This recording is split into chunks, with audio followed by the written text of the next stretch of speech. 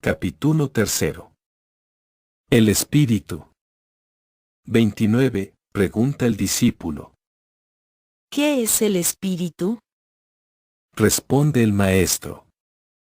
El Espíritu es la vida demostrativa y demostrada de toda la creación, porque Él es la acción única ejecutora, del Creador único Elohim, es su voluntad, porque es su mandatario único para demostrar la vida orgánica y la inorgánica, es la esencia del éter, generador de todas las formas en su alma eterna e infinita.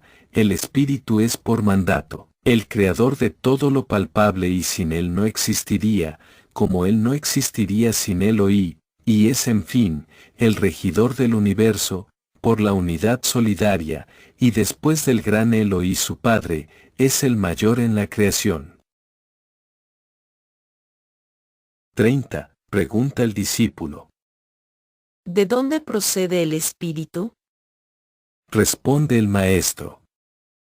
El Espíritu, como todo el universo, procede del Padre universal, pero Él vive, y coeterno, es decir, que antes de ser individual el espíritu humano, llamémoslo así, vivía en el gran Elohim, como el hombre vive en su Padre según la materia, antes de ser engendrado. Así, el espíritu no tiene metamorfosis en su creación, aunque sufre la ley metafísica en su vida individual, para su mayor progreso, pero en cuanto a su procedencia, nace directamente de Elohim, esa es su procedencia y a ella ha de volver, no a fundirse otra vez en el Padre, sino como individualidad numérica y hecho un maestro de la creación para poder llamarse, en los mundos y ante los hombres, Hijo de Elohim, honrando a su Padre, por la potencia, sabiduría y amor. 31. Pregunta el discípulo. ¿Cuál es entonces su naturaleza y puede tener dos naturalezas? Responde el Maestro. En verdad de verdad, solo hay una naturaleza, la divina, de donde todo procede. Pero hay grados de progreso y cargos en la creación y, metafísicamente, para mejor comprensión, podemos admitir para el espíritu, dos naturalezas, la divina, por su procedencia, y la humana, conquistada por su esfuerzo y retenida en su alma, para toda la eternidad. Más hablando del espíritu, su naturaleza es la de Elohim, porque de él solo procede y es consubstancial, ave eterno y coeterno con él y en él.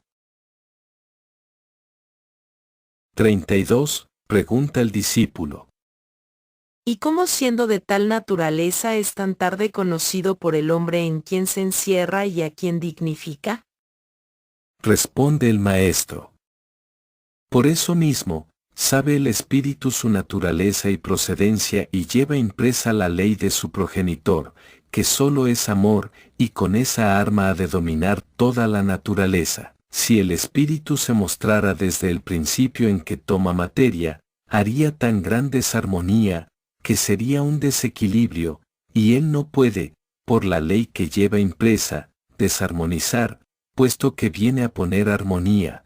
Para eso, en su potencia y sabiduría, se envuelve en un alma rudimentaria, que lo opaquiza armónicamente con el progreso de la materia y desde aquella cáscara va venciendo todos los instintos de su envoltura, acrisolándolos a su ser que es luz y consciente que el hombre conozca a su alma olvidando el espíritu que todo lo rige, hasta que al fin de trabajo y luchas, su alma se ha purificado y tiene dominados los innumerables instintos de que se compone y forman una conciencia y sentimiento, capaces de soportar la presencia del Espíritu, su director. Este ejemplo lo trae de Elohim, porque el Espíritu sabe, porque ha visto, que Elohim en su amor, se manifiesta a los hombres con diversos nombres de Dios, Jehová y Padre, antes de que el hombre haya descubierto su Trinidad, en cuyo momento puede descubrir al universal Elohim y esto es sabiduría y amor.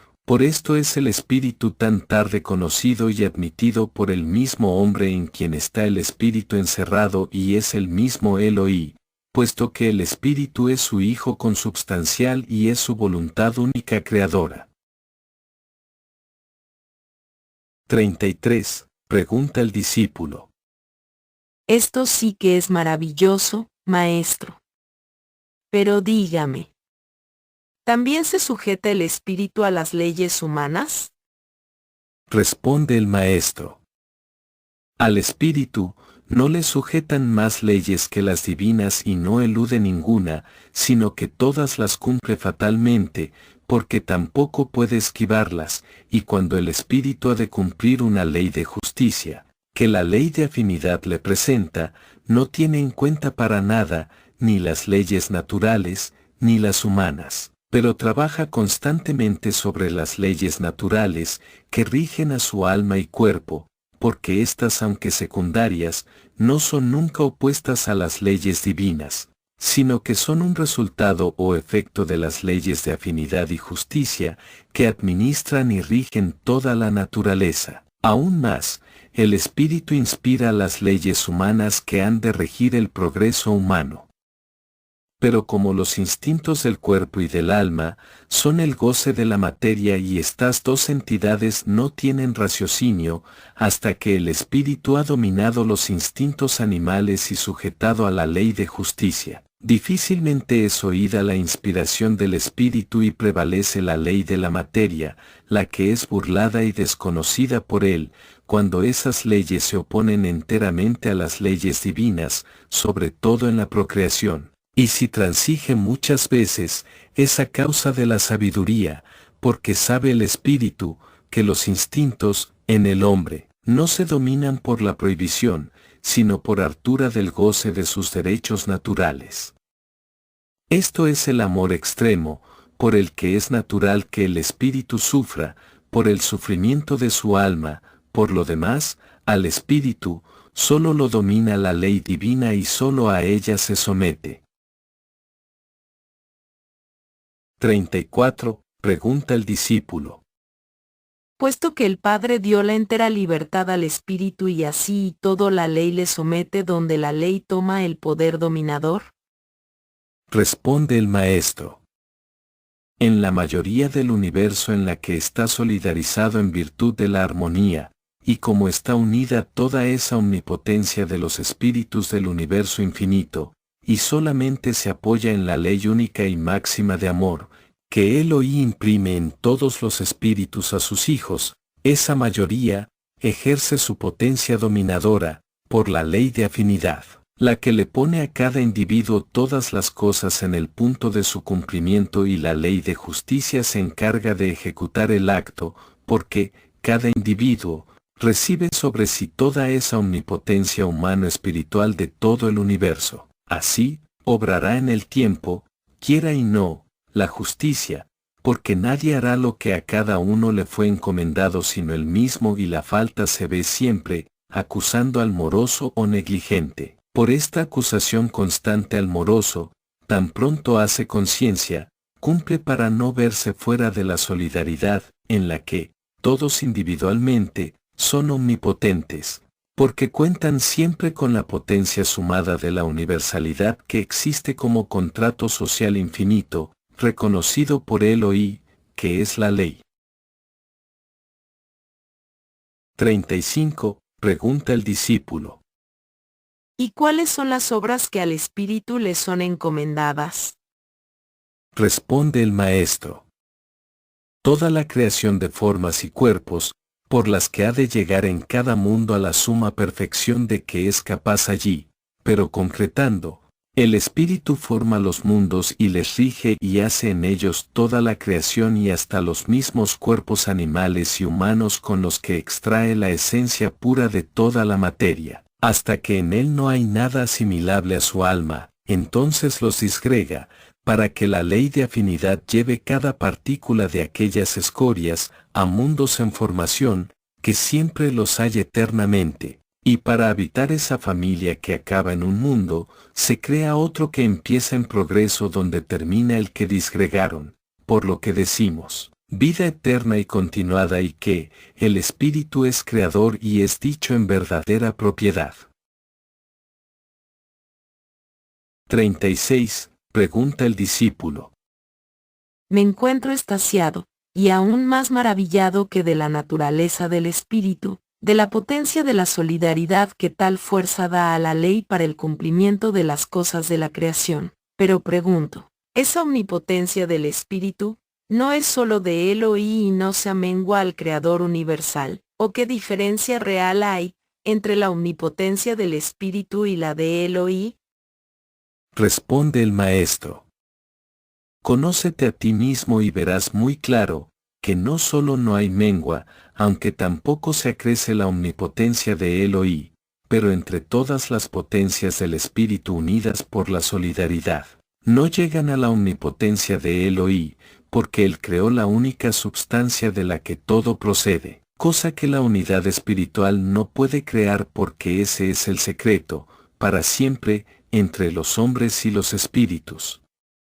Y aunque fuéramos capaces de la creación de materia o substancia prima, ¿dónde podríamos depositarla si el universo está lleno? La omnipotencia del Creador por esa substancia única que llena el universo, es porque Él crea al Espíritu su Hijo para la continuidad de la creación eterna, en mundos, cosas y hombres. Y el Espíritu es omnipotente en la creación de los mundos y no es omnímodo porque está sujeto a leyes. En tanto que Elohí creó el universo y lo sostiene omnímodamente, no habiendo nada sobre él y todo le rinde homenaje, de ahí la diferencia de la omnipotencia del Espíritu por la ley y la del Creador Elohí, que es la ley. Resumiendo esta verdad en estas sencillas palabras, el Espíritu es omnipotente, pero no omnímodo, y el Creador Elohí es la omnipotencia omnímoda. 37. Pregunta el discípulo. De modo que el fin que tiene el Espíritu en su obra, ¿es la continuidad de la creación? Responde el maestro. Sí, ese es el mandato que tiene y lo hace bajo la ley de amor, persiguiendo siempre el progreso, la mayor belleza y su enriquecimiento en potencia y conciencia, y tanto más progresa, cuanto más conoce de la creación, por su práctica en la metamorfosis de las cosas y se agranda a sí mismo, por el volumen de su alma y pureza, pero sobre todo, por el mayor grado de amor. 38. Pregunta el discípulo. El amor parece un egoísmo entre los hombres, y sin embargo toda la nueva que se nos da hoy, es una ley de amor y se nos manda tener amor común y vida común y vemos que es bueno. ¿Cómo no ha sido antes acatado este mandamiento tan justo? Responde el maestro. Volveré a repetir, ¿puede la cambronera dar higos, o el olivo dar uvas? ¿Cómo quieres, discípulo amado, que los hombres dieran amor si para sí mismos no lo tenían? Es preciso primero saturarse a sí mismo, llenarse de los sentimientos de amor, para que trascienda fuera de sí y lo comunique a los demás, y en tanto tú no estás lleno de amor, en vano te esforzarás en amar a todos. Puramente, a lo sumo, amarás a tus afines, o a los que te ayuden, así. Tienes razón de decir que el amor es egoísta y es justicia que así sea porque antes es necesario saturarnos, hartarnos de aquello que debemos dar, en lo que se refiere al espíritu, porque, en lo que se refiere a la materia, mientras los hombres en su mayoría no están saturados de amor puro que engendra la idea de la vida comunal impuesta por la ley de amor para todo el universo, todas las cosas naturales, se encuentran legisladas por leyes humanas, que son de imposición y por lo tanto injustas. Pero todo está parangonado con el progreso general de la mayoría y será en vano pedir uvas al olivo. 39. Pregunta el discípulo. Entonces quiere decir que la comuna solo puede ser en los mundos cuando la mayoría del cómputo numérico, hombres y espíritus están saturados de amor y esto indica que la comuna es la perfección de las humanidades. Responde el maestro.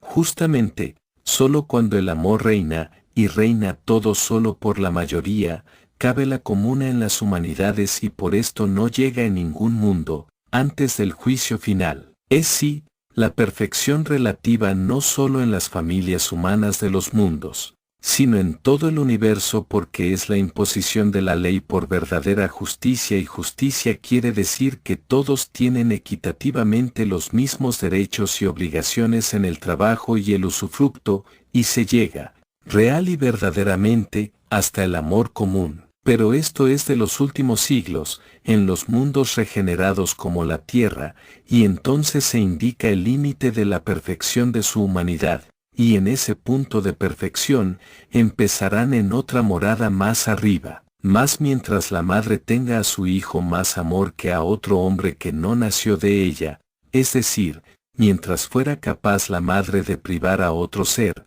de algo, para dárselo a su hijo, y el hijo y el padre y el hermano y en todos los demás de una ciudad y en todo el mundo no vean a sus hermanos en verdad de verdad, no puede estar la comuna verdadera, aunque esté implantada y en todo su apogeo de justicia y bienestar material, porque para eso necesita leyes y códigos para regirse. La comuna no necesita códigos de letras, sino un gran archivo de sabiduría y amor en las conciencias. Esa es la perfección comunal de cada mundo, a la que llegaremos, empezando en la comuna forzada por la ley de justicia, y es natural que empecemos por las cosas materiales, hasta saturarnos de ellas, porque sin empezar por ahí no llegaríamos al común amor puro, porque, sin nacer, no se puede ser hombre.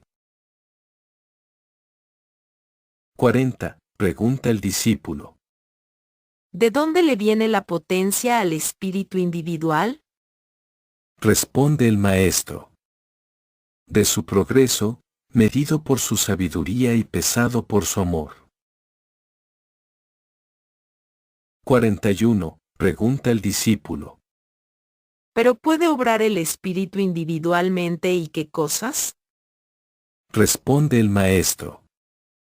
Con mi laconismo de la respuesta anterior quise provocar esta nueva pregunta del más grande interés, y nadie se espante, jamás puede el espíritu individualmente obrar nada, ni aun las más insignificantes cosas, porque además de no haber cosa pequeña en la creación, en toda substancia, se encuentra el espíritu universal, como alma, hasta en el electrón, y por esto, ha de topar el espíritu individual, en todas las cosas, con el espíritu universal, en el que están latentes todas las leyes de la creación divinas y naturales. Por lo tanto, en toda acción, mayor o menor, buena o mala, vibra el éter en su luz, y el espíritu maestro es advertido del acto, e instantáneamente aparecen en el lugar de la acción, testigos de vista espirituales, ya afines ya de justicia, y estorban la acción o le ayudan al actor, según sea el caso de justicia,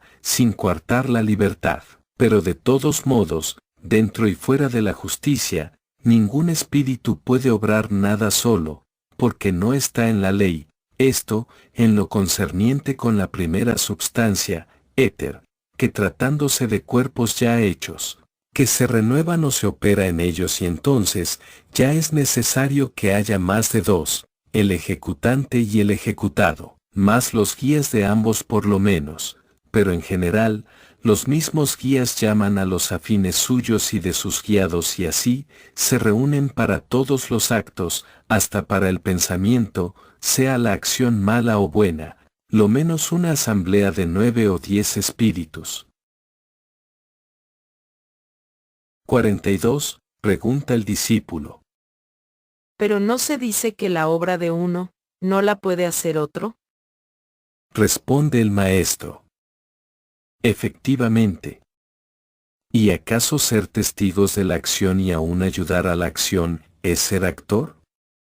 Lo que hay es que, por ley, se encuentran siempre presentes para ayudar o ser testigos, los afines, que aún sin querer, estamos siempre presentes, y los guías rara vez nos abandonan, estando de espíritus libres y aún encarnados, los espíritus elevados, por su potencia, porque les estorba poco su cuerpo para estar cerca y vigilar a sus guiados. 43. Pregunta el discípulo. ¿Y de dónde le proviene esa potencia al espíritu? Responde el maestro. Ya está contestado antes. Primero, de su sabiduría que es fuerza invencible, y segundo de la solidaridad y unidad de todos los espíritus que viven en la ley de amor, lo que llamamos y es espiritismo. 44. Pregunta el discípulo. ¿Cuál es la patria del espíritu? Responde el maestro. La patria del espíritu es todo el universo, pero solo puede vivir, hablando nuestro lenguaje, en los planos a que su progreso alcanza y no porque tenga barreras que les impidan penetrar en todo el universo, sino porque su potencia no le permite llegar más que lo que el progreso habido en su potencia marca. De ahí adelante, necesita la mano de un mayor que le supla su impotencia.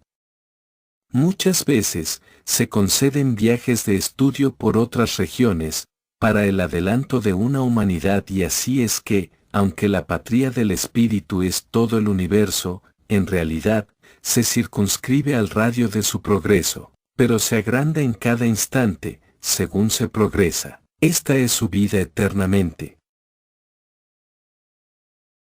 45. Pregunta el discípulo. Por fin, ¿cuál es el día más grande y más feliz del espíritu? Responde el maestro.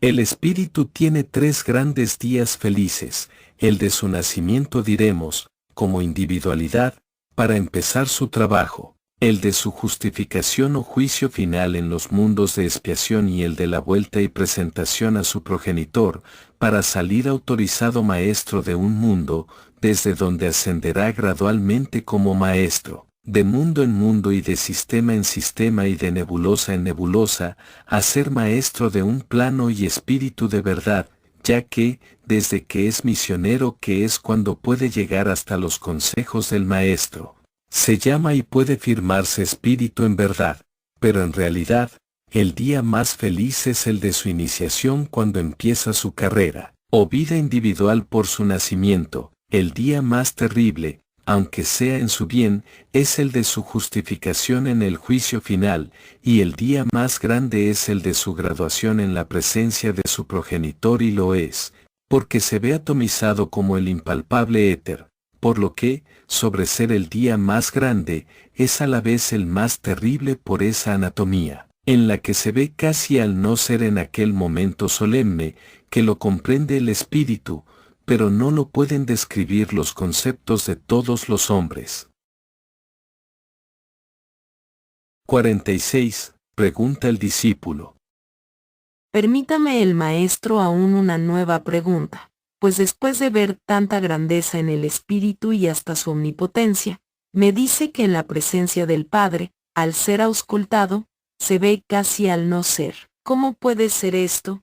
Siendo así que el espíritu es el creador de todo lo tangible del universo infinito, ¿y entonces en qué consiste su grandeza y qué la origina? Responde el maestro. Muy bien, discípulo amado. ¿Has querido resumir en una sola contestación todas las grandes y eternas verdades de este capítulo? Pues oye. ¿Has notado que dije se ve casi al no ser? ¿Y te parece poco el casi? Pues ese casi encierra este gran axioma: el espíritu después de su individualización, es decir, después del feliz día de su nacimiento como individualidad numérica, en toda la eternidad, no puede ser que no sea. Será casi no nada, pero es, y como él oí es la incomprensible grandeza, la infinita grandeza, la indescifrable grandeza, esa nonada que el espíritu representa ante él es tener comparación con la infinita grandeza, y esa comparación, infinitesimal, nonada, casi no ser, pero que es tan grande en sí, como queda dicho del espíritu, es indescriptible para el hombre y sólo comprensible al espíritu. Y para darte una idea del valor de ese casi, de esa nonada, te diré que ese casi no ser, puede ser el sol que alumbra a todo un plano. ¿Es bastante? ¿Es grande? ¿Y qué es un plano comparado con todo el universo? Lo que es todo el universo comparado con el Creador. Pero entre el valor del universo y el del Creador está ese casi no ser, esa no nada, que no puede ser que no sea, el Espíritu. ¿Qué le da su potencia? La sabiduría solidarizada que le da la sabiduría y la omnipotencia, el amor, y mayor será su sabiduría y su omnipotencia cuanto mayor sea su amor. Resume, pues, amado discípulo, toda la grandeza del Espíritu, sabiendo que entre la grandeza del universo y la del Creador está el Espíritu.